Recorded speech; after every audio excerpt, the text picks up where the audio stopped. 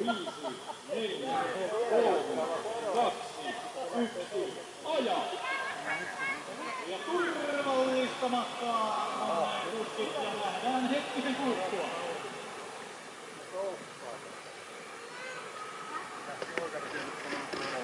Sillä meni takaisin.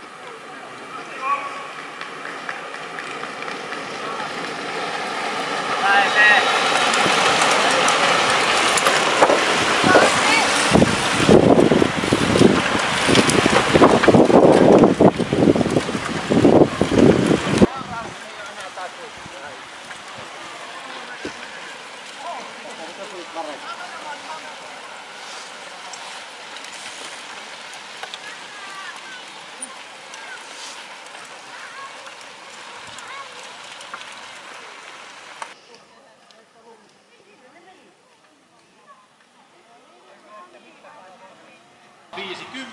Hän on Perttu Putala, nopein 14 kilometrin ajaja ja loppuaika tuonne 53 minuutin tuntumaan. Punttaukset pistetään reidestä kaikki peliin ja on muuten toisiksi nopein 14 kilometrin kuski tänään. 150, mikä numero? 3. Nuoria maaliin tulijoita numero 151, kolmantena maaliin 14 Leo Soini ja numerolla 51 sitten miehet 42 paikalla Hannu Oja pyörärinki toiselle kierrokselle. Nähdäkseni kyllä Lasse Räinä on neljäs tänään, joka tulee maaliin tuolta 14 kilometrin matkalta. Näitä kaikkein nuorimpia kuskeja mukana. Ja 101. Numerolla 101 ottaa sen tiukan loppuun. Antti Sepaneimo ja sillä aivan muutaman minuutin kuluttua nähdään onko vuoden 2014 kaiken kaikkiaan kolmannen Roku MTP:n voittaja Juha Kangaskosco. Onko voittaja Heikki Tukki?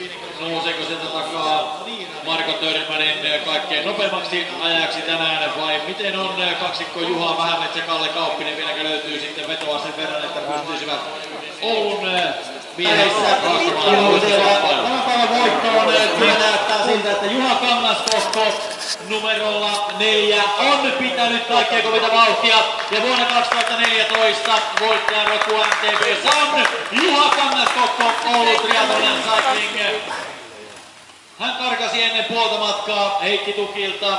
Kangaskosco maaliin. Näin Heikki Tukki Oulu Triathlon Cycling loppusuoralla. Ja loppuaika Heikille tulee olemaan 1.58.37 kuluttajan. Ja sitten se tulee Marko Törmänen, miehet 40-sarjan voittaja ja alle 2 tunnin tullaan myöskin Markon toimesta. 1.59.15 tuosta. Ja 25 kilometriä voitettu matka. Sitten jännitetään kuka on miesten yleisen sarjan kolmas tämän vuoden. Roku MTP:ssä kyllä Kalle Kauppisen loppukiri, se puree näin. Kalle Kauppinen kaartaa kolmantena yleisarjan miehenä loppusuoralle ja Juha Vähämetsä kovasta irvistyksestä huolimatta joutuu nyt nöyrtymään Kauppiselle. Kauppisen aika 2.01.01 ja siihen sitten tuollainen 8 sekuntia eroa Vähämetsään. 18. Sitten sieltä maaliin Juha Hyvönen, Soinin sisu ja Hyvönen yleisessä sarjassa vitospaikalle. Hannu Oja karttaa maaliin miehet 40-sarjan kakkosena ja Hannu Oja loppuaika. Ja Kent Sippola ja Kyösti Soini siinä tiukassa loppukirikamppailussa. Ja taitaa niin, että Sippola on tässä ryhmässä kuitenkin nopeampi.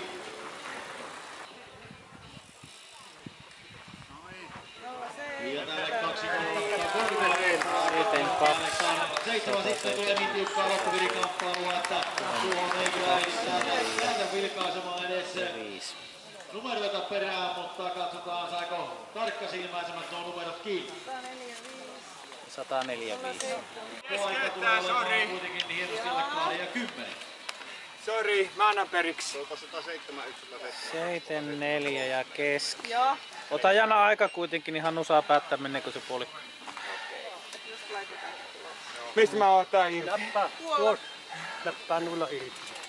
Oliko rankka? Ei tuo hiekka tappo mua.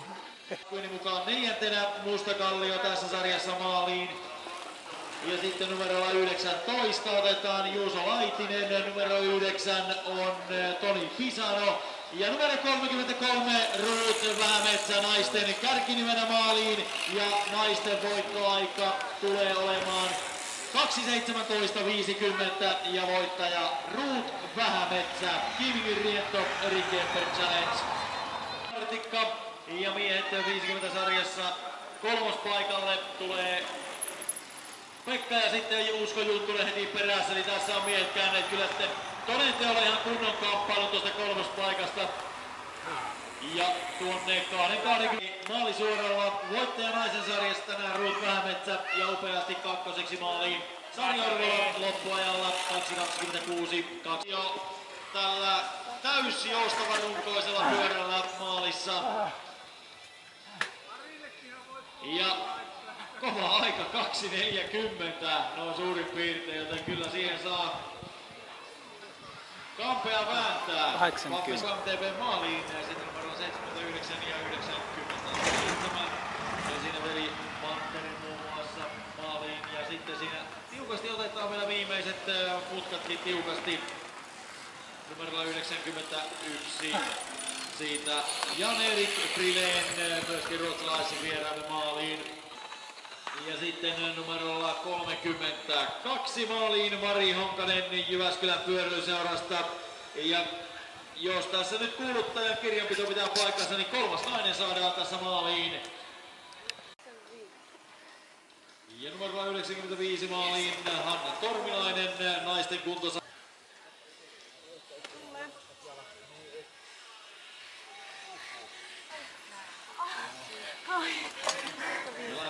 Yleisön yltyessä lähes infernaaliseen kannustukseen maaliin Jarkko Sinkkonen, Soinin sisu.